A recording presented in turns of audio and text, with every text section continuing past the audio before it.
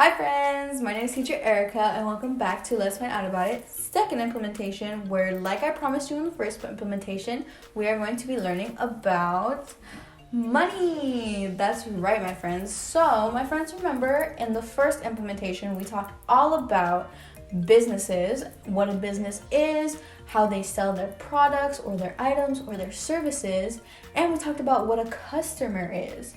So my friends, when a customer wants to go buy something from a store, can my friends tell me what they might need if they wanted to actually buy something from the store?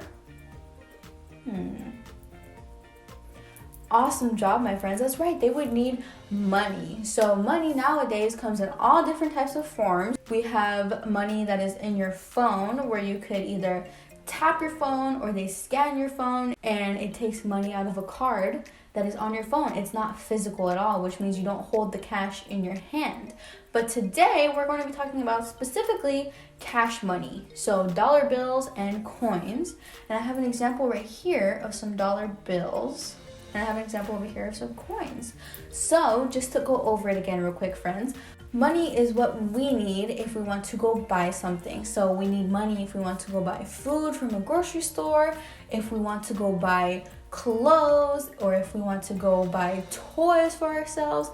If we want to go buy anything, we need money to go buy this stuff.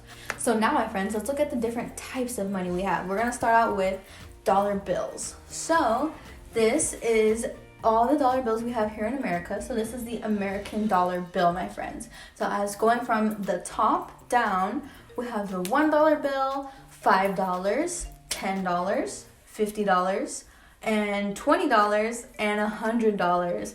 So that goes up pretty high, my friends, right? $100 is a lot of money. $100 is if you had $101 bills, which is quite a bit of money. But there's something my friends noticed, I didn't mention the $2 bill. And that's because we don't really use it that often anymore.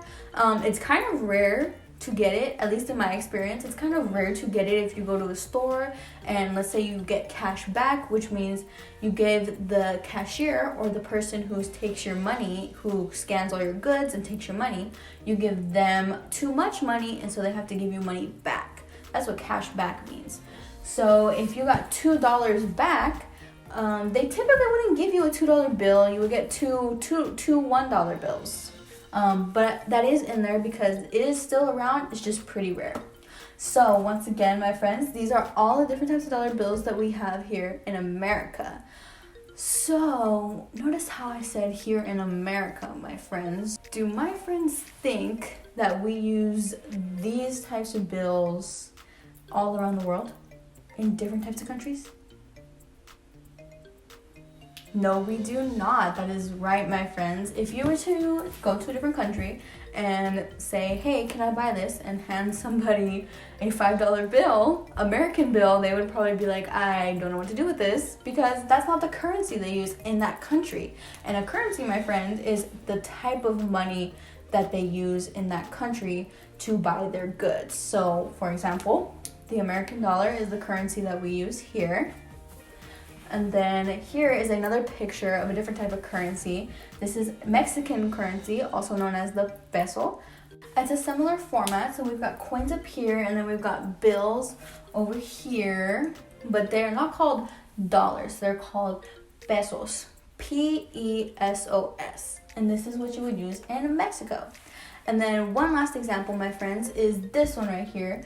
This is the Japanese yen. So once again, this is almost really similar to what we use here, except just like the Mexican pesos, it is not exactly the same price as we use here. So like I said, here we had $1, $5, and $10. Here in the Japanese yen, my friends can see the numbers are quite bigger, and that's because their currency is different from ours. Now that my friends know a little bit more about money and the different types of currencies we have here and around the world, let's look at the coins we have here, because we haven't looked at those yet. So I made this coin board for you, my friends, and it says types of coins, and these are all the types of coins that we use here in America. Here's a quick picture of the dollar coin, just like the $2 bill. Sorry, this is not really in circulation very much. I don't think they make it anymore, but back in my day, you could get these occasionally, just like the $2 bill. You could get those occasionally. You could get these occasionally. I'm not sure about anymore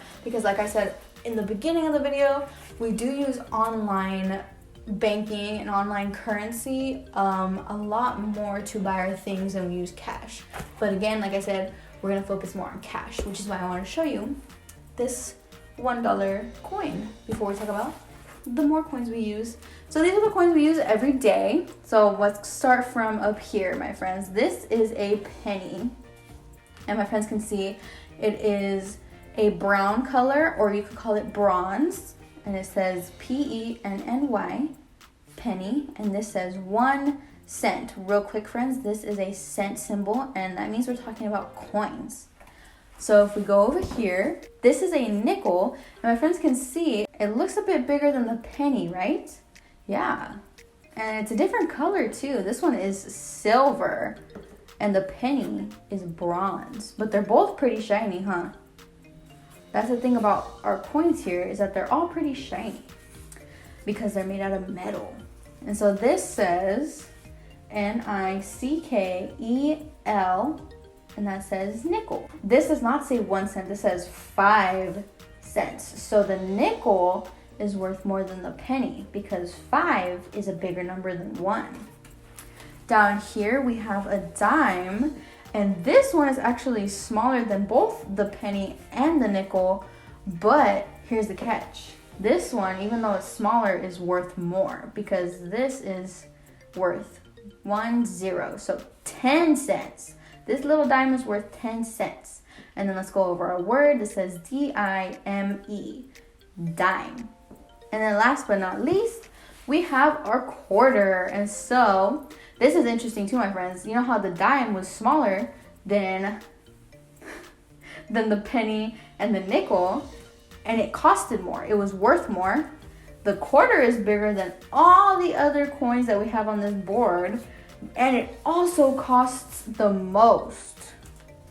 So let's look. This says QUARTER. That says quarter, and it is worth 25 or 25 cents. Wow, my friends. So my friends, remember we were talking about dollar bills earlier. If you had 4 quarters, that would be equal to $1, which shows how much more a quarter is worth than a penny, because you would need 100 pennies to make $1, which is quite a bit of pennies. And just as another refresher, my friends, Matthew and Tilly in their lemonade stand sold lemonade for 25 cents. So, showing you guys the board, can my friends point to which one is 25 cents? So which one of these coins would you need to buy 1 cup of lemonade for Matthew and Tilly? Good job, my friends. You would need this one right here. So you need 1 quarter to buy 1 cup of lemonade from Matthew and Tilly. So now, my friends, we're going to do a small activity involving coins. And what you're going to need for this activity is 2 pieces of paper. I only have 1, but that is because I have this cardboard backing up my coins. You're going to want to put your pieces of paper, and you're going to want to sandwich your coin, kind of like this. My friends can't see my coin. But you're going to want to put 1 under your coin and 1 over your coin. That way you don't dig too hard into whatever surface you're going to be coloring on. So you're going to need a coin. You could use a penny, nickel, dime, or quarter. You're going to need 2 pieces of paper. And you're going to need colored pencils, crayons. I don't think a marker would work. My friends could totally try it. It's always good to experiment and see if different things will work. But in my experience, crayons work the best. I do not have any crayons, so I'm going to be using colored pencils. But I did test it, so these work just as well too. So crayons or colored pencils will work just fine. Okay, friends. So once you have your coins, your papers, and your crayon or colored pencil, what you're going to do is, again, remember, I have my coins on a cardboard, but you're going to put your coins on a piece of paper and on a flat, hard surface. I am using my wall. You would probably want to use a table, but you're going to put your paper, and you're going to put your coin on your paper. And I'm going to zoom in a bit so my friends can see that I'm going to be doing the nickel for this activity. And then you're going to take your paper, your second piece of paper, and put it on top of the coin and make sure you feel where it's at. So if we press a little bit, my friends can see the outline of the coin coming out. And so what we're gonna do with our colored pencil or crayon is we're gonna take it and we're gonna just go over. You're gonna press a little hard and you're just gonna go back and forth. Yeah, if you use the side of your colored pencil or crayon, it works better because you can get more of the coin in when you're going back and forth. Because if you use the pointer, it goes a little slower. But if you do prefer using the point of your pencil, that's fine. I just wanted to let you guys know that the side does work a lot better for this activity. So we're going to use the side of our pencil and we're going to go back and forth until we trace the entire coin.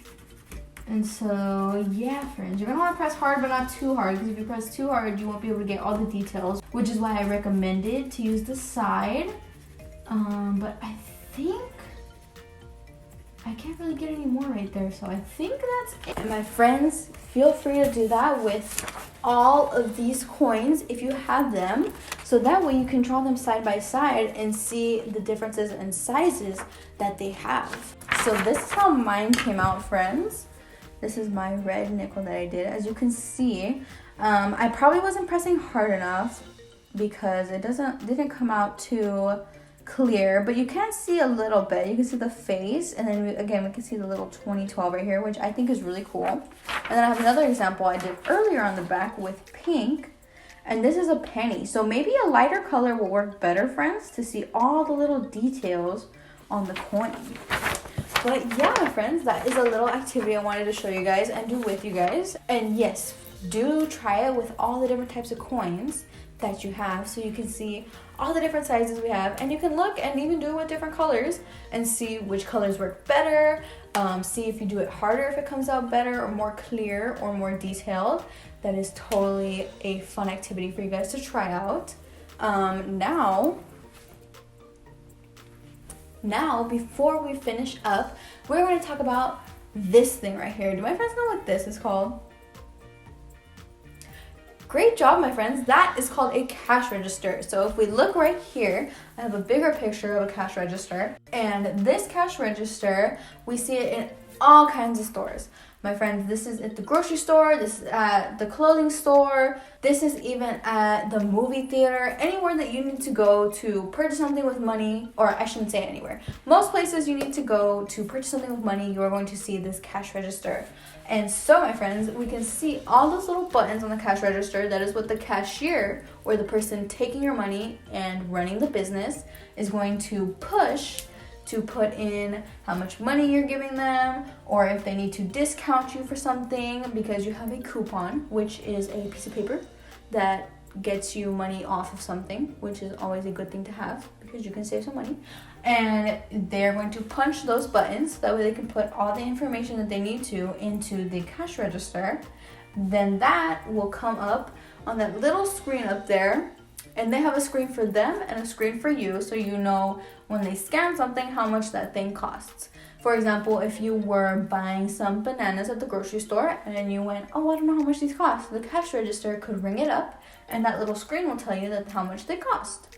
And so then right here, there is a drawer right there, my friends, and that drawer is where they keep all the money, and in the store, that is where all the money is kept. And in the store, this is where they hold the money that the customers give the cashiers. So that way it's all in one place and it's all organized by dollar bill and by coin. So let's look at what it looks like. This is a moving picture, or a GIF, of what a cash register does when it opens. So as you can see, this is from SpongeBob. Mr. Krabs presses one of the buttons on the cash register and then it opens up, so that way he can either get some money from a customer and put it in, or so he can give some cash back to the customer. And that is what a cash register does. It holds all the money that you give a cashier. Alright, my friends, I hope you guys learned a lot today in this Let's Find Out About It second implementation. I hope you guys learned a lot more about money and dollar bills, coins, and cash registers and what all those things do and what they're used for.